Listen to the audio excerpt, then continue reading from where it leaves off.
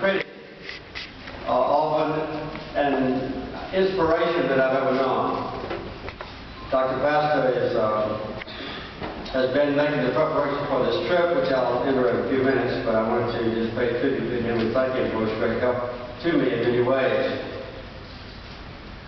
I was trying to think of how to start this lecture. I think one of the things that I remember most vividly is how to describe my role in my present role. There was a cartoon in the New Yorker magazine a year or so ago, and this little boy is looking up at his father, and he says, "Father, when I grow up, I want to be a former president."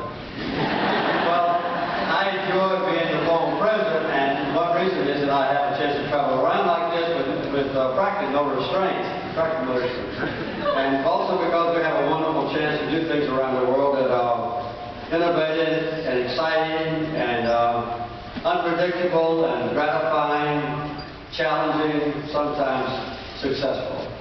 The Carter Center, which my wife and I started now a little more than 25 years ago, is devoted to dealing with peace and with environment, with democracy, with freedom, with the alleviation of suffering, with basic human rights. One of the basic principles that we follow is not duplicating or emulating anything that others are doing successfully. So if the United Nations or the World Bank or the World Health Organization or Harvard University or the government of the United States is doing something successfully, we don't get involved in it. We just go and fill vacuums in the world that we think are important to ourselves or to other people. This has led us now into active programs in more than 70 nations in the world. And it's not an accident that half of them are in the continent of Africa. We deal with the poorest, most destitute, most forgotten, most needy people on earth and try to meet some of their challenges. About 3/4 of our budget and 3/4 of our people are devoted, which may surprise you, to health care. We have adopted 5 diseases that are characterized by the World Health Organization as neglected diseases. These are ailments that are not known anymore in the civilized world, like Egypt or the United States or Europe, Japan, and so forth. But they afflict tens or hundreds of millions of people who still live in the jungles and the deserts of Africa and some parts of South America. They're very important diseases which I will name, about which I think you probably have never heard. Dracunculiasis, onchocerciasis, schistosomiasis, lymphatic filariasis, trachoma, those kind of diseases.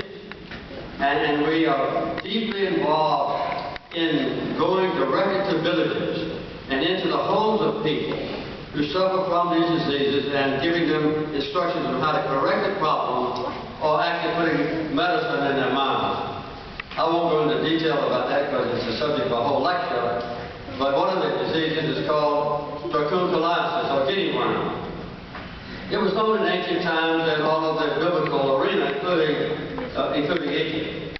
We started working on this because it's a horrible, almost indescribable disease. It's caused by the drinking of filthy water that forms in rain ponds during the rainy season, and then during the dry season, as the water dries up, eggs develop in it that, if imbibed in the human body, expand into a worm about this long. And 12 months later, the worm causes a horrible sore inside the skin and emerges and destroys tissue and causes terrible pain. We found, as we went around the world, in 20 different countries, in Asia and in Africa, 3.6 million cases of this disease. And so we assumed the responsibility, the Carter Center did, of totally eradicating this disease from the face of Earth. As you may or may not know, the only disease that's ever been eradicated was smallpox, and that was almost exactly 30 years ago. This is going to be the second disease. We've now cut it down by almost 99.9%, and we're working on that last 1/10 of 1% to do away with this disease. That's the kind of work we do.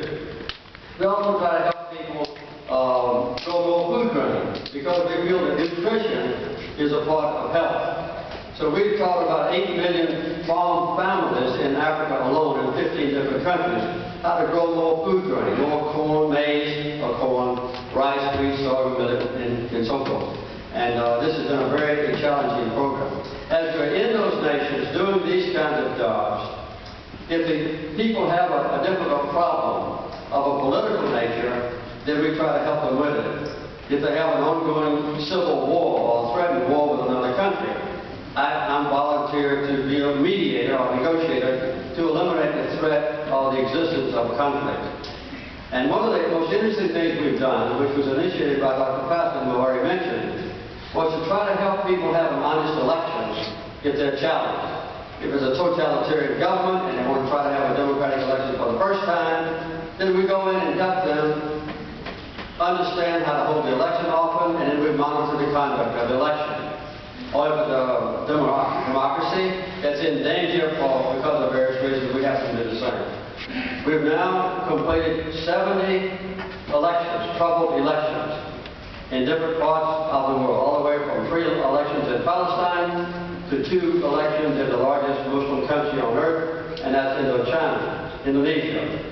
And we've just come, my wife and I have just come to the Middle East from Nepal, a troubled country, as you know where Mount Everest is now in a transition phase from a 240-year-old Hindu kingdom to a democratic republic. And so we've been involved not only in helping them with the election, but negotiating for 5 years to try to bring peace to that troubled country. As the king was deposed, he's in isolation now, in house arrest, so is his crown prince. He was a very oppressive leader, and the 7 old political parties, and a new group that came in called Maoists, and we just conducted an election there, a monitored election on the 10th of April. One of the most persistent interests of mine, to which I've devoted my most prayers and my most thoughts, has been to help bring peace to the Middle East. Peace to Israel, peace with justice to all Israel's neighbors. So that's why we've come here. And this is a follow-up to my close friendship, almost brotherly love with Anwar Sadat. As David pointed out, the first few months of my administration, not waiting until the last few days of my administration, I began to meet with all the leaders of the Middle East.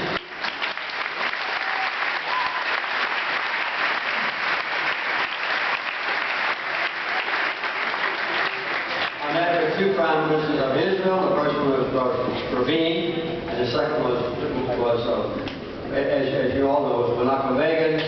And I met with Hafez al-Assad, the president of Syria. He took an oath that he would never visit the United States, so I had to visit with him in Geneva, Switzerland.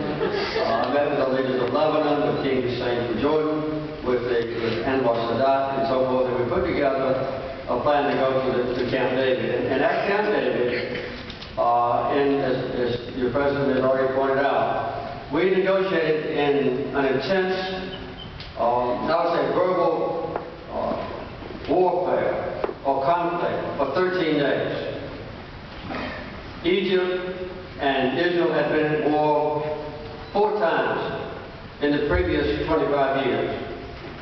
Egypt was always the most powerful and challenging Arab threat to the existence of Israel. And for most of that time, Egypt was strongly supported and armed from the Soviet Union. But with the generosity and courage and foresight of Anwar Sadat, we were able to get a commitment to have a peace talks, and none of the others were interested in coming. And